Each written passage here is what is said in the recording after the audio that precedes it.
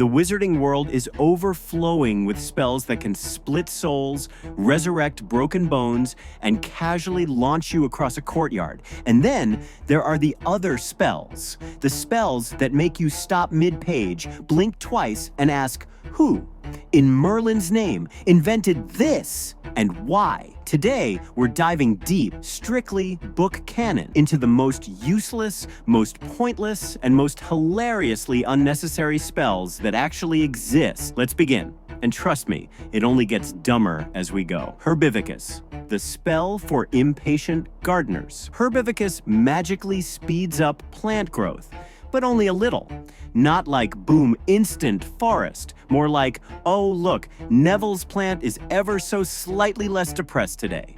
And the thing is, this spell exists in a world with dragons, phoenix tears, literal resurrection stones. And here you are, buffing your begonias.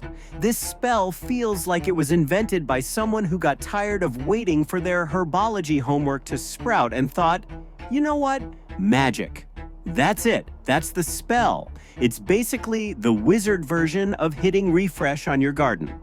Orchideous, the bouquet generator. Flick your wand, poof, flowers. And that's it. It's cute. It's romantic. It's the magical equivalent of trying too hard on a first date. Does it save lives? No. Does it impress anyone after age 12? Also no. This spell screams, look, I panicked and didn't buy a gift, so flowers.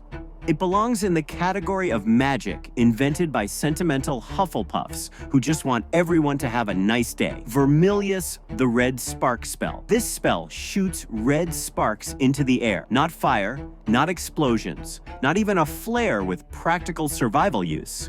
Just sparks. It's basically a wizarding New Year's Eve party popper, and I guarantee every Gryffindor used this at 1 a.m. until Professor McGonagall stormed in with slippered fury. It's not useless, but it is spectacularly unimpressive in a world where one wrong wand flick can obliterate a small hill. Aparecium, the maybe it works, maybe it doesn't. Ink revealer. Hermione uses it in Chamber of Secrets to reveal hidden text.